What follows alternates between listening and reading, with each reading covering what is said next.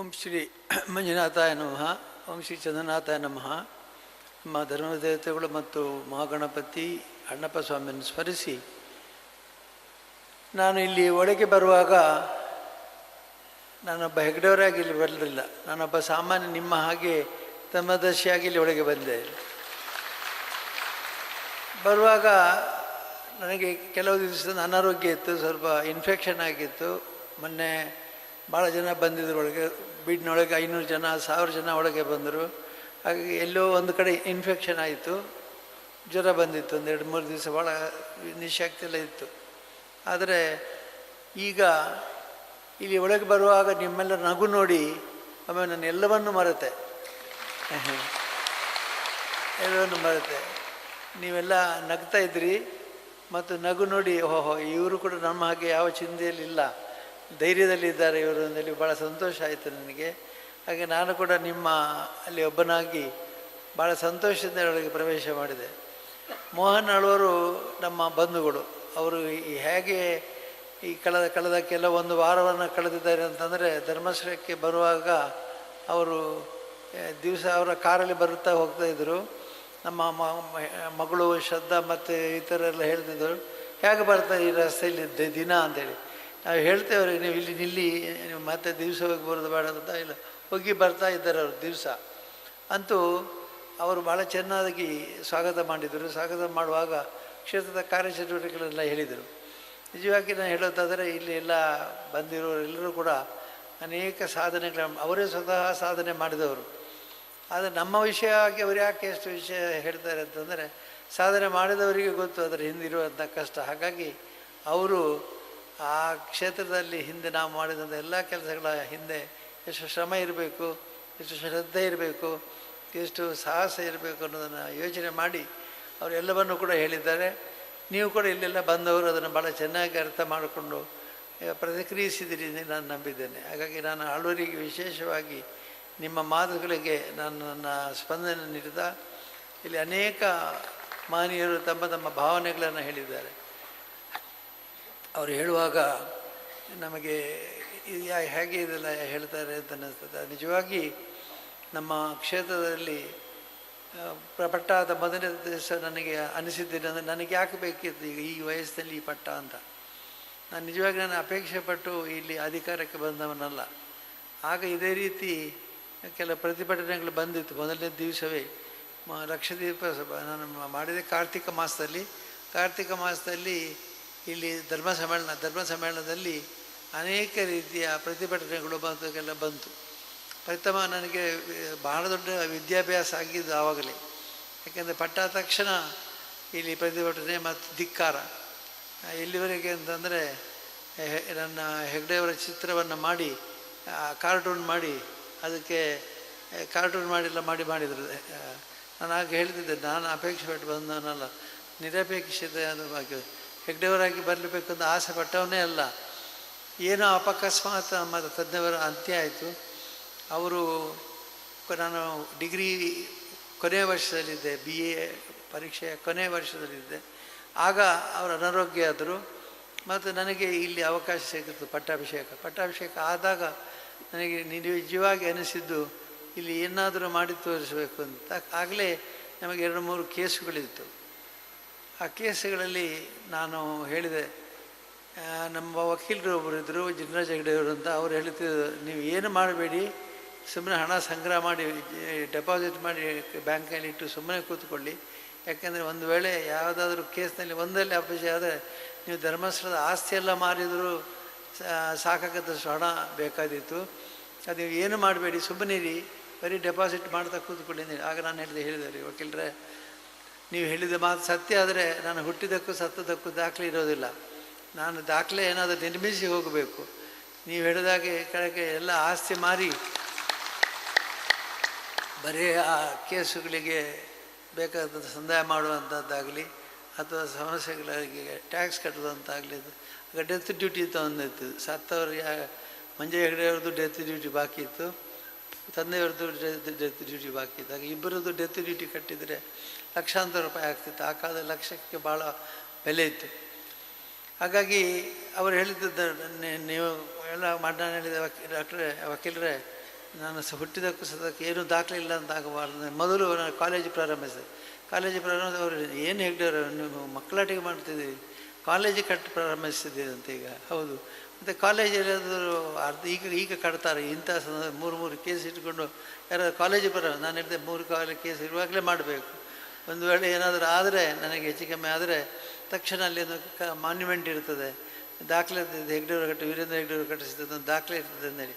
ಆ ದೃಷ್ಟಿಯಲ್ಲಿ ನಾನು ಎಲ್ಲ ಕೆಲಸಗಳನ್ನು ಕೂಡ ಆಮೇಲೆ ಯಾವುದನ್ನು ನಿಲ್ಲಿಸಲಿಲ್ಲ, ಎಲ್ಲವನ್ನು ಕೂಡ ಮುಂದುವರಿಸಿಕೊಂಡೇ ಹೋದೆ.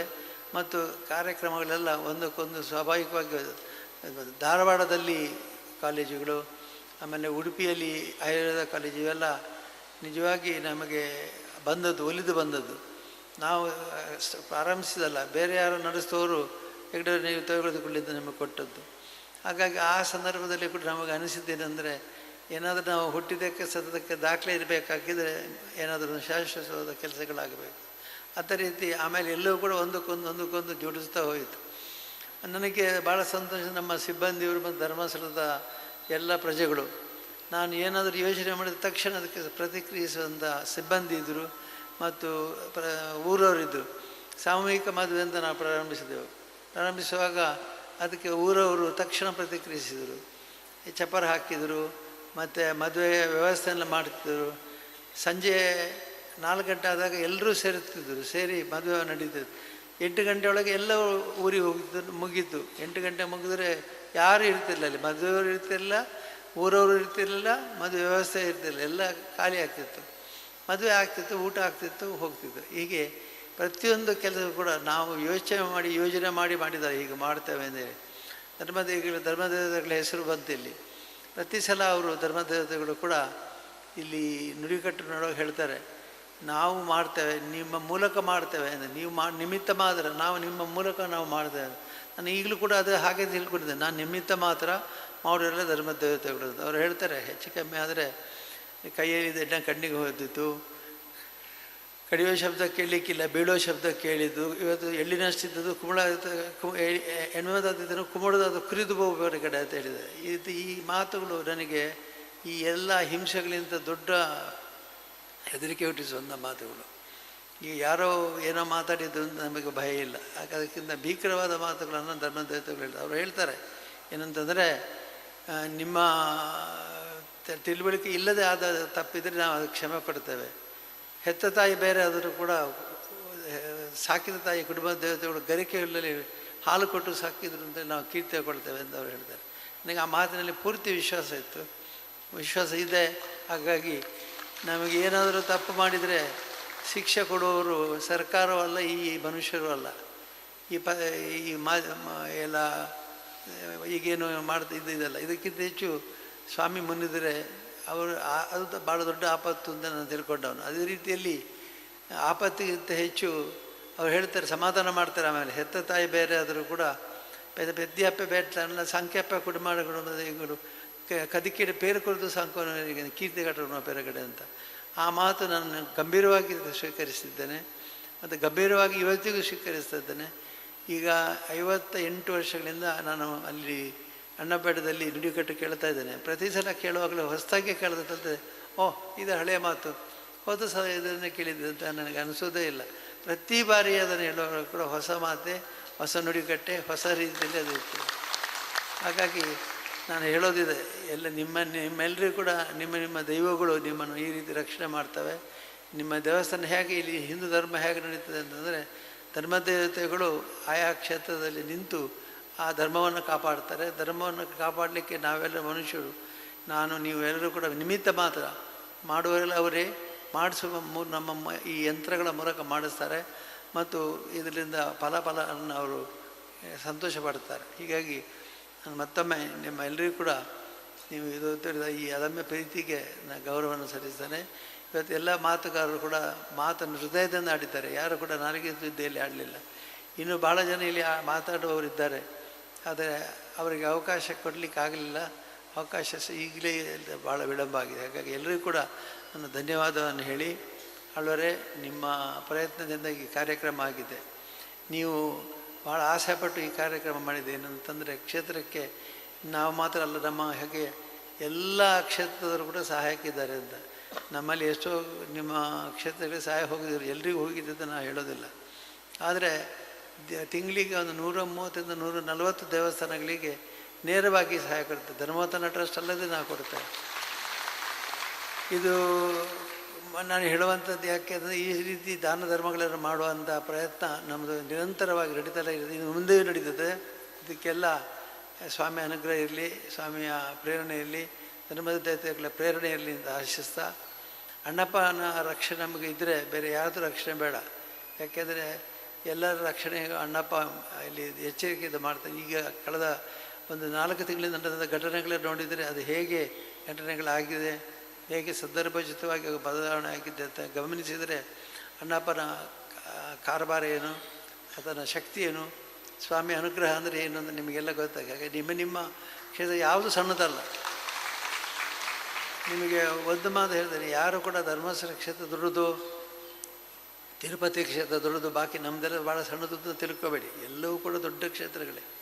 ನಾವು ಈಗ ಅನೇಕ ಕ್ಷೇತ್ರಗಳಿಗೆ ಹೋಗಿ ನಾವು ಪೂಜೆ ಮಾಡಿದ್ದೇವೆ, ಪ್ರಾರ್ಥನೆ ಮಾಡಿದ್ದೇವೆ, ಎಲ್ಲರೂ ಕೂಡ ಪ್ರಾರ್ಥನೆ ಮಾಡಿಕೊಂಡಿದ್ದೀರಿ. ಹೀಗಾಗಿ ನಾವೆಲ್ಲರೂ ಕೂಡ ಸೇರಿ ಪ್ರಾರ್ಥನೆ ಮಾಡೋಣ.